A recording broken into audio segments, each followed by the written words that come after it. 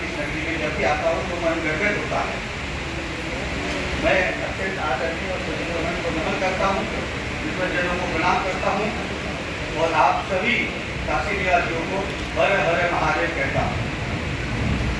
हिंदुस्तान समाचार है क्या, ये बहुत से युवाओं को शायद पता नहीं होगा, तो मैं थोड़ी सी हिंदुस्तान समाचार की यात्रा संक्षेप में आपको ले चलता हूँ।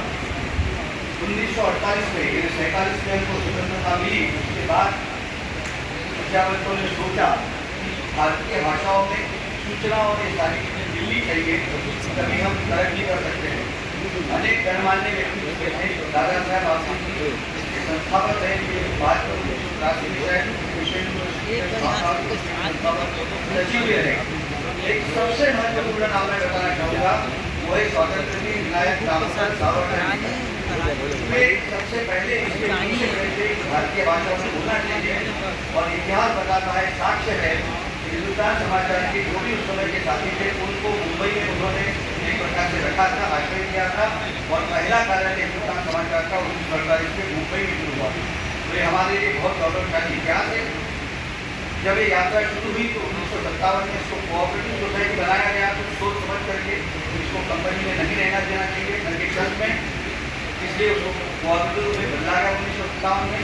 1962 का युद्ध बहुत से लोगों को पता होगा, सरकारी सरकार ने मानने से मना कर दिया कि चीन ने हम पर युद्ध थोपा है, लेकिन हिंदुस्तान समाचार एक संस्था की जो अड़ी रही, और उस समय की जो ब्रेकिंग थी वो हिंदुस्तान समाचार ने ही की थी कि नहीं, हम पर युद्ध थोपा गया है।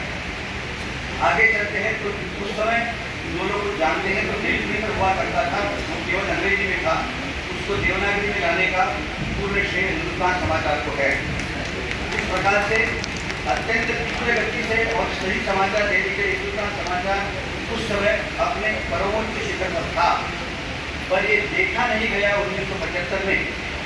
आप जानते हैं मैं इमरजेंसी की बात कर रहा हूँ, कई मीडिया घरानों संस्थाओं पे बहुत कुछ अंकुश लगाया गया, और उसी में सरकार ने कोई कसर नहीं छोड़ी जब हिंदुस्तान समाचार पर खुले मुकदमे ला करके रिसीवर बैठा करके 1983 में इसको अंततः स्थगित करना पड़ा।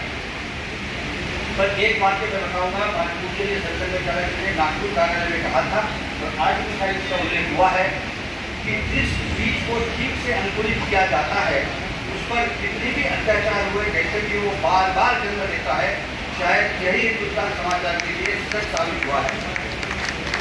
हमारे उस समय साथियों ने केसेस लड़ी, माननीय उच्च न्यायालय दिल्ली ने 1999 के आसपास निर्णय दिया कि जो सरकार ने किया ये सरासर गलत है।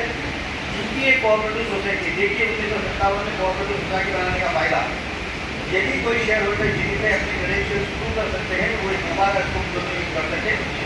कोर्ट का आदेश मानते हुए हमारे देश पर प्रचारक रहे, समय प्रचारक भी थे, बाद में केंद्रीय संसद प्रचारक बाला साहब यूनिवर्सिटी के सीनियर सचिव थे, ऐसे श्रीकांत की जोशी ने इस भविष्यवाण को महादेव की नगरी में बताना चाहूँगा कि उठाने का निश्चय किया, और इसको एक एक करके कदम दर कदम इसको आगे बढ़ाते गए, और इसको पुनर्जीवित किया। जो प्रचारक थे हर स्थान पर जाकर के उन्होंने एक एक भीड़ रखी और इसको भी खड़ा किया। बहुत से चढ़ाव और उतार हिंदुस्तान समाचार में आए हैं। और एक वाक्य मैं बताना चाहूँगा, संचालक जी से हमने पूछा था, हमें ऐसे किसी ने कि हिंदुस्तान समाचार में क्यों चल रहा है और कैसे चल रहा है, तो बहुत ही सुंदर उत्तर था। मुझे लगता है, माननीय संचालक जी कह रहे हैं, मुझे लगता है कि स्वयं सेवकों का मन है तो हिंदुस्तान समाचार को चला रहा है। शायद ये सच है। आगे बढ़ते हुए जब कुछ परिस्थितियाँ कठिन आई तो मैं 30 महत्व के नाम लेना चाहूँगा।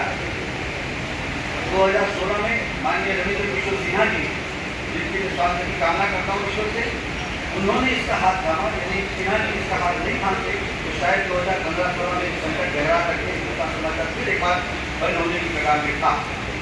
उसके बाद कोविड का भयंकर काल आया, अब उसको भी सहन करके आगे बढ़ते गए।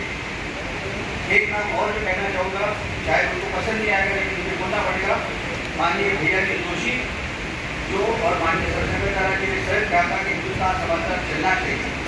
माननीय नितिन गडकरी जी ने एक बैठक में कहा था कि हर हालत में ये चलना चाहिए, नहीं तो गलत संदेश आएगा। इससे बताना चाहूँगा कि हम सबको बता रहे हैं कि कैसे होता है।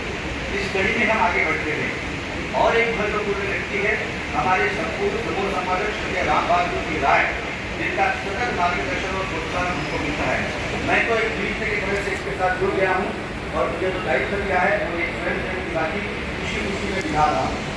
हम सब मिल करके गौरव की भावना, सहकारिता भावना को स्वीकार करके इसको कर रहे हैं। तो पत्रिकाएं जो आपने लिखी वो भी हम निकाल रहे हैं। नवोत्थान और युवार्ता, नवोत्थान भारतीय संस्कृति को प्रस्तुत करती है और युवार्ता कार्य टॉपिक से लेकर अन्य विचारों को लेकर है। इस समय आपकी हिंदुस्तान समाचार 15 भाषाओं में एक साथ समाचार देंगे। यदि मेरी जानकारी सही है तो विश्व में हम एकमात्र ऐसी एजेंसी है जो 15 भाषाओं में और अंडर एक साथ हम समाचार दे रहे हैं। इस समय हम प्रसार भारती और अन्य कई सब्सक्राइबर्स को देते हैं, डेली हेल्थ में देते हैं, नवोदय अखबार से लेकर पोर्टल से लेकर हमारे चलते हैं। हमारा कारोबार धीरे धीरे बढ़ रहा है, चुनौतियाँ अनंत है, लेकिन हम डगमगाएंगे नहीं, हम आगे बढ़ेंगे क्योंकि ईश्वरीय कार्य हम मानते हैं, राष्ट्रीय कार्य मानते हैं। माननीय अब्दुल भाई ने कहा कि भाषा का प्रचार प्रसार करना है, तो एक साथ 15 भाषाओं में हम लोग काम कर रहे हैं। मैं बाबा विश्वनाथ चंद्र भोले बाबा से यही मांगता हूँ कि इसको ऐसा कुछ प्रदान करते रहे, हमारी मेहनत को ऐसा कुछ आशीर्वाद मिले कि हम हमेशा की तरह आगे बढ़ते रहे। हर वर्ष हम काशी में आके कार्यक्रम बनाते हैं, निरंतर ये यात्रा चलती रहे। मैं हूँ न हूँ, हम भय या न हूँ, चलती रही, ऐसी मैं आशा प्रदान करता हूँ।